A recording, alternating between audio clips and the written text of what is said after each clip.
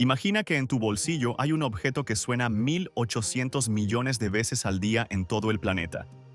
Que ese objeto lo tiene tu vecino, tu profesor, tu abuela, el taxista y el presidente de un país. Que lo fabricó una empresa que empezó cortando árboles en un bosque finlandés. Y que esa misma empresa, después de dominar el mundo entero durante más de una década, lo perdió todo por negarse a ver lo que tenía delante. Eso no es una película. Eso es Nokia. Y lo que pocos saben es que la historia no termina donde todo el mundo cree que termina. Todo comenzó en 1865, a orillas de un río en el sur de Finlandia, donde un ingeniero llamado Frederick Idestam decidió levantar un molino para procesar madera y fabricar papel. No había ningún indicio de que aquella pequeña operación industrial acabaría siendo algún día la empresa más valiosa de Europa. Idestam no pensaba en teléfonos ni en tecnología. Pensaba en celulosa, en agua y en la creciente demanda de un mundo que aprendía a leer. Años después, se asoció con un hombre llamado Leo Mechelin, cuya ambición era considerablemente mayor que la de cualquier molino. Mechelin vio el potencial de generar electricidad a partir del mismo río que movía las turbinas papeleras, y convenció a su socio de que Nokia debía ser más que un proveedor de papel. Para 1902, la compañía ya distribuía energía eléctrica a poblaciones cercanas. Había dado su primer salto evolutivo sin que nadie lo hubiera planeado realmente. A lo largo del siglo siguiente, Nokia fue absorbiendo y fusionándose con otras industrias finlandesas. Fabricó botas de goma y ruedas para vehículos cuando se alió con una empresa cauchera. Tendió cables por medio país cuando incorporó una división de telecomunicaciones.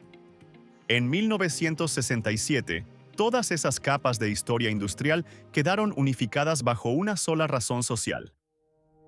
Nokia Corporation era ya una criatura extraña y poderosa. Una empresa que al mismo tiempo hacía neumáticos, generaba electricidad, producía papel y tendía infraestructura de comunicaciones. Era, en cierto sentido, el retrato de la industrialización finlandesa entera condensada en un nombre.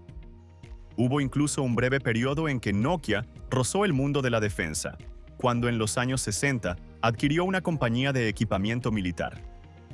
No duró mucho, pero decía algo sobre el carácter de la empresa. Nokia nunca tuvo miedo de entrar en terrenos que no había pisado antes. Fue precisamente esa rama de las telecomunicaciones la que cambió el destino de la compañía. Durante la Guerra Fría, los gobiernos de los países occidentales buscaban con urgencia soluciones de comunicación que fueran rápidas, seguras y difíciles de interceptar.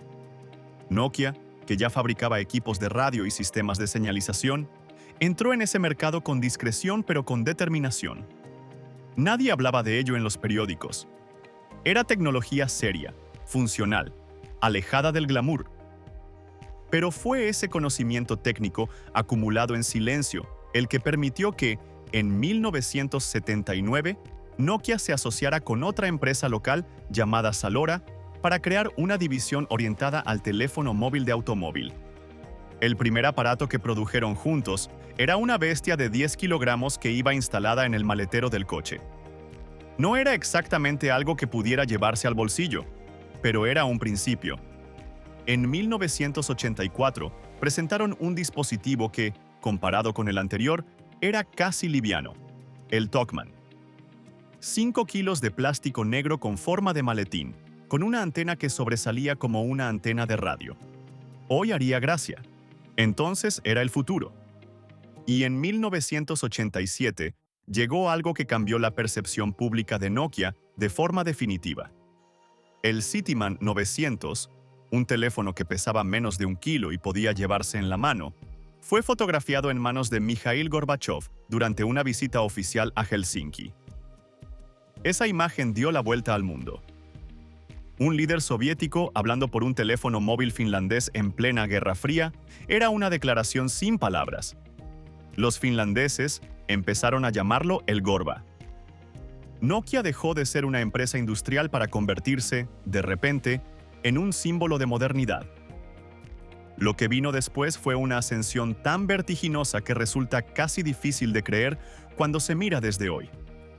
En 1992, Nokia lanzó el primer teléfono digital comercial del mundo basado en tecnología GSM, una red que desplazó a los sistemas analógicos y que con el tiempo se convertiría en el estándar de la telefonía móvil en prácticamente todo el planeta.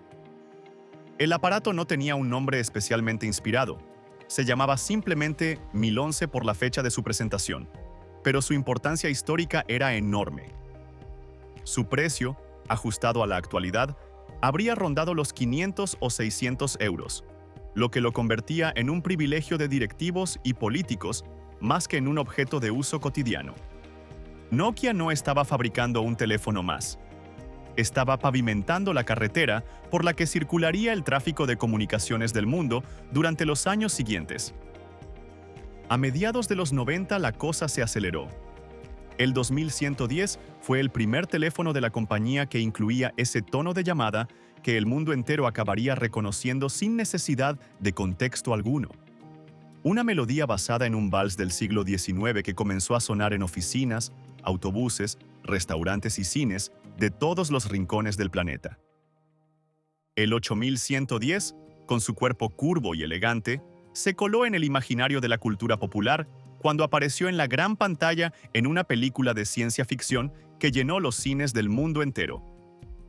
Nokia había dejado de ser solo tecnología para convertirse en estética, en referencia cultural, en deseo. Pero fue a finales de los 90 cuando la empresa alcanzó algo que pocas marcas logran jamás: la ubicuidad. El 5110 fue el primer teléfono que dejó de ser un artículo para ejecutivos para convertirse en un objeto cotidiano. Sus carcasas intercambiables convirtieron un aparato de comunicación en una extensión de la personalidad. Millones de jóvenes lo personalizaron, lo prestaron, lo perdieron y lo volvieron a comprar. Fue también el dispositivo que convirtió a Snake, un juego de una sencillez rayana en lo primitivo, en uno de los fenómenos de entretenimiento más masivos del siglo. La premisa era absurda: una línea que crece al comerse puntos en una pantalla monocroma. Y, sin embargo, había algo hipnótico en ese movimiento continuo, en esa tensión creciente entre el espacio disponible y la longitud de la serpiente que no dejaba de alargarse. Se jugaba en el recreo, en el autobús, en las salas de espera, en las reuniones aburridas. Nokia no estaba vendiendo teléfonos, estaba vendiendo identidad. En 6 años, la empresa pasó de mover 3 millones de unidades al año a superar los 76 millones.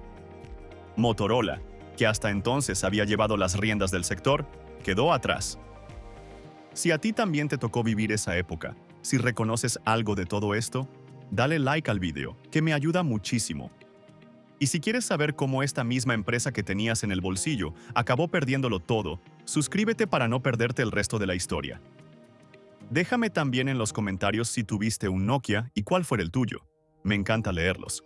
La víspera del año 2000 Nokia lanzó el 3210 y el mundo lo recibió como si fuera un regalo.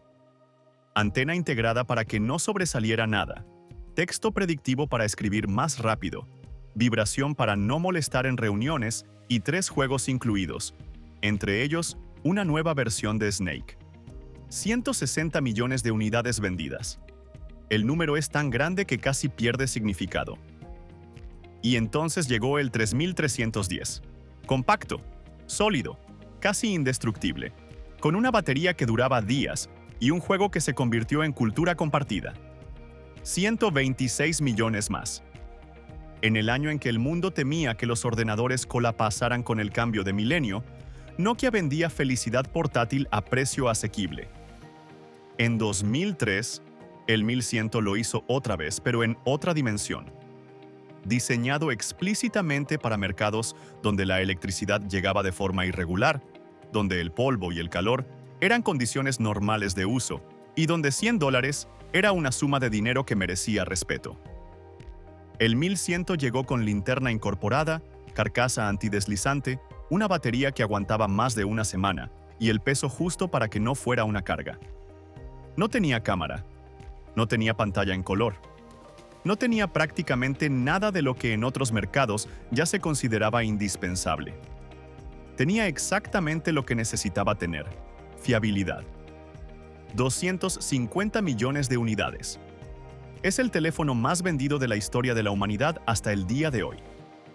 No fue una campaña de marketing lo que lo hizo grande. Fue que funcionaba, duraba y costaba lo que la gente podía pagar. Eso, en cualquier época y en cualquier parte del mundo, siempre es suficiente. Mientras tanto, Nokia experimentaba sin freno. Teléfonos con pantalla en color, con cámara integrada, con teclado deslizante, giratorio, abatible. Intentó incluso fusionar el teléfono con una consola portátil antes de que nadie más lo hubiera intentado con seriedad. No todos los experimentos salieron bien, pero la empresa demostraba una energía creativa que parecía inagotable. Para 2007, Nokia controlaba cerca del 40% del mercado mundial de teléfonos móviles. Sus ingresos superaban los $4.000 millones en beneficio operativo en un solo ejercicio. La melodía de sus teléfonos sonaba 1.800 millones de veces al día en el planeta. Era, por cualquier métrica que se eligiera, la empresa de tecnología de consumo más influyente del mundo. Y entonces subió Steve Jobs a un escenario en San Francisco y mostró un rectángulo de cristal y aluminio que no tenía teclado físico. La reacción en Nokia fue, según han contado posteriormente algunos de sus ingenieros, una mezcla de indiferencia y condescendencia. El argumento principal era que un teléfono de cristal no pasaría sus estándares de resistencia, que el público no adoptaría un dispositivo que se rompía con facilidad y que, en cualquier caso, Apple era una empresa de ordenadores que no entendía las comunicaciones móviles. Era el tipo de error que solo cometen las empresas que han ganado tanto y durante tanto tiempo, que han dejado de entender que ganar no es un estado permanente. Es un resultado que hay que renovar constantemente. Mientras Nokia dormitaba sobre sus laureles, Google ponía en marcha Android, un sistema operativo abierto y gratuito que cualquier fabricante podía adoptar. Samsung, LG, HTC y decenas de empresas más lo abrazaron con entusiasmo. En cuestión de meses, el ecosistema de aplicaciones para Android y para iOS crecía a una velocidad que dejaba obsoleto cualquier cálculo previo. Nokia seguía dependiendo de Symbian, su sistema operativo de toda la vida, que era potente para lo que había sido diseñado pero completamente inadecuado para la nueva realidad. Cada modelo necesitaba su propia versión adaptada del software. Construir una aplicación para Nokia era una pesadilla técnica. Los desarrolladores elegían iOS o Android. Nokia se quedaba sin apps. Sin apps, los usuarios elegían iOS o Android. El círculo era vicioso e irreversible. Dentro de la empresa, las alarmas llevaban tiempo sonando, pero la cultura corporativa había construido muros tan altos alrededor del éxito que era difícil escucharlas. Un directivo que años después habló públicamente sobre ese periodo, contó que el día que vio a una niña de 4 años navegar por un iPhone sin ninguna ayuda, con total naturalidad, entendió que Nokia había perdido algo que no era recuperable con una actualización de software. El futuro no era más rápido ni más robusto.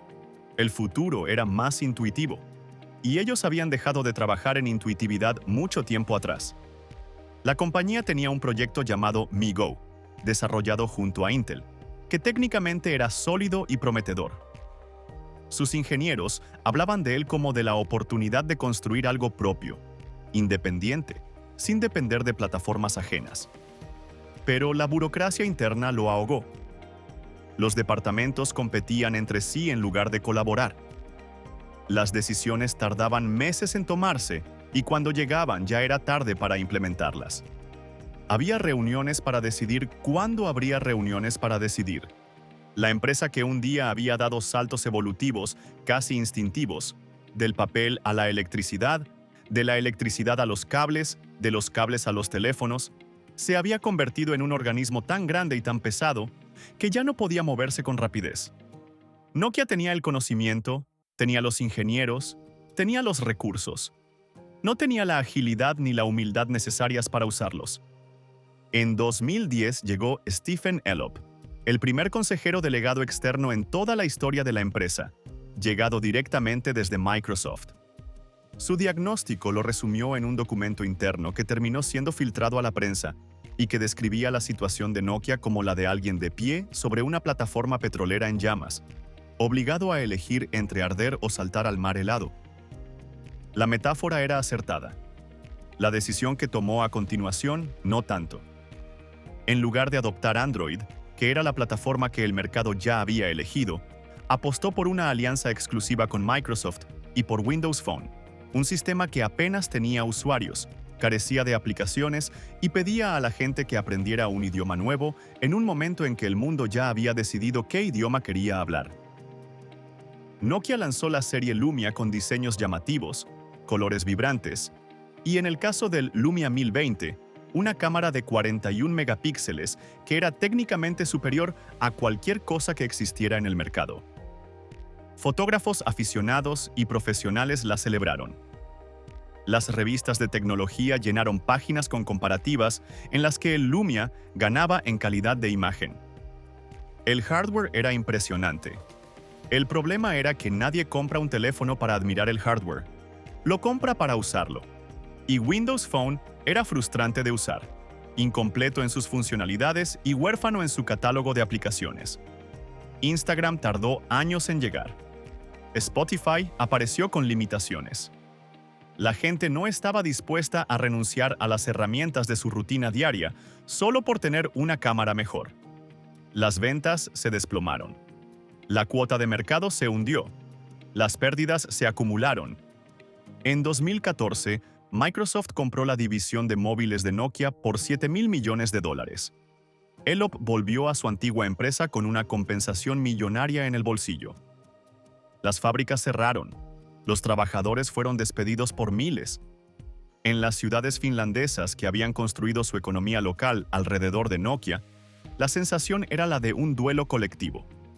Lo que había sido orgullo nacional se había convertido en lección dolorosa sobre lo que ocurre cuando una empresa confunde el tamaño con la invulnerabilidad. Pero la historia no acababa ahí. Porque mientras el negocio de los teléfonos se hundía de forma espectacular, otra parte de Nokia, mucho menos visible y mucho menos glamorosa, había seguido funcionando. Nokia Solutions and Networks era la división que se encargaba de construir y mantener la infraestructura sobre la que funcionan las redes de telecomunicaciones. Antenas, sistemas de transmisión, equipos para operadoras. No era el tipo de negocio que aparecía en portadas de revistas. Nadie llevaba su logotipo en la camiseta.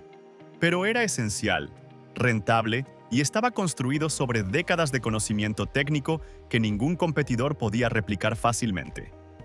En 2014, con la crisis móvil en su punto más agudo, Nokia nombró consejero delegado a Rajiv Suri, un directivo que había pasado años dirigiendo precisamente esa división de infraestructuras con eficacia y discreción. Suri no intentó recuperar el brillo perdido. No prometió volver a fabricar el teléfono más vendido del mundo. Lo que hizo fue más difícil y más inteligente: transformar Nokia en una empresa diferente, centrada en lo que realmente sabía hacer mejor que nadie. Recortó lo que no funcionaba, invirtió en investigación y desarrollo con una intensidad que la empresa no había conocido en años, y construyó una cultura donde la humildad técnica era más valiosa que la arrogancia comercial. Y en 2015 ejecutó la operación que definiría el nuevo Nokia, la compra de Alcatel-Lucent por $16.600 millones. Además de duplicar su presencia global en infraestructuras de red, esa adquisición le entregó algo que no tenía precio en términos simbólicos y prácticos: los Bell Labs, el laboratorio de investigación más legendario de la historia de la tecnología, el lugar donde se inventaron el transistor, el láser, el sistema operativo Unix y docenas de tecnologías que están en la base del mundo digital en que vivimos. Un lugar donde los problemas se medían en décadas y donde los investigadores tenían permiso para pensar en cosas que nadie había pensado todavía. Con 29.000 patentes en su cartera y algunos de los investigadores más brillantes del planeta trabajando bajo su techo, Nokia se posicionó en la línea de salida de la carrera por el 5G, con una ventaja difícil de igualar. El 5G no es simplemente una red más rápida. es la infraestructura sobre la que se construirá la siguiente generación de industrias. Coches que se conducen solos, hospitales que operan a distancia, fábricas sin operarios humanos, ciudades que se gestionan en tiempo real. Quien controle esa infraestructura controla, en buena medida, el futuro económico del planeta. Nokia, sin que casi nadie lo notara, había conseguido estar en ese lugar. Hoy la empresa controla aproximadamente el 29% del mercado global de infraestructura 5G fuera de China, compitiendo directamente con Huawei y Ericsson en los contratos más estratégicos del mundo. Operadoras como AT&T, Verizon, Vodafone o NTT Docomo dependen de la tecnología Nokia para mantener sus redes funcionando. La marca que estuvo a punto de desaparecer es hoy uno de los proveedores más críticos de la conectividad mundial. En cuanto a los teléfonos que llevan su nombre, esos los fabrica desde 2016 una empresa llamada HMD Global, fundada por exdirectivos de Nokia, que licencia la marca y lanza dispositivos con Android puro. Han rescatado del olvido modelos icónicos como el 3310, el 8110 con su forma de plátano o el 2720 abatible, actualizados con conectividad moderna para quienes buscan algo sencillo, duradero y sin complicaciones en un mundo saturado de pantallas. No son los teléfonos más vendidos del mercado, pero hay algo en ellos que sigue resonando, como si el nombre fuera suficiente para evocar una época en que la tecnología era cercana, humana y casi afectuosa. Nokia vale hoy una décima parte de lo que valía en su momento de mayor esplendor. Ese dato, que parece una condena, es en realidad el punto de partida de la segunda parte de su historia, la que se está escribiendo ahora mismo, en silencio, en laboratorios de investigación y en salas de reuniones de operadoras telefónicas de todo el mundo. Nokia mira además hacia horizontes que la mayoría de empresas aún no alcanza a ver con claridad. Está desarrollando sistemas de seguridad diseñados para resistir los ataques de la computación cuántica. Una amenaza que todavía no existe del todo, pero que existe lo suficiente como para que quienes piensan a largo plazo ya estén preparándose. Entidades financieras, operadoras europeas y compañías energéticas de infraestructura crítica confían ya en Nokia para proteger sus comunicaciones del futuro. Y en África, Nokia despliega redes inalámbricas fijas apoyadas en inteligencia artificial para llevar conectividad a comunidades que llevan décadas esperando que el mundo digital llegue hasta ellas. La empresa que un día fabricó papel junto a un río finlandés, que luego fabricó botas y cables, que después puso un teléfono en cada bolsillo del planeta y que luego se dejó cegar por su propio éxito, ha aprendido la lección más dura y más valiosa que puede aprender una organización humana: que el tamaño no protege, que el pasado no garantiza y que la única forma de seguir existiendo es tener la honestidad de mirar al mundo tal como es, no tal como uno quisiera que fuera. Nokia no está en tu bolsillo, pero casi con total certeza, en este mismo momento, está debajo de cada mensaje que envías, de cada llamada que haces, de cada dato que viaja invisible de un lado al otro del mundo. Sigue ahí, solo que ahora prefiere el silencio. A mí esta historia me parece una de las más fascinantes del mundo empresarial. La de una empresa que lo tuvo todo, lo perdió por orgullo y encontró la manera de volver desde el lugar menos esperado. Si a ti también te ha llegado, ya sabes lo que me alegra que estés aquí. Dale like si te ha gustado. Suscríbete si quieres más historias como esta y cuéntame en los comentarios qué te ha parecido Nokia. ¿Víctima de su propio éxito? ¿O simplemente una empresa que tardó demasiado en mirar hacia adelante? Nos vemos en el siguiente.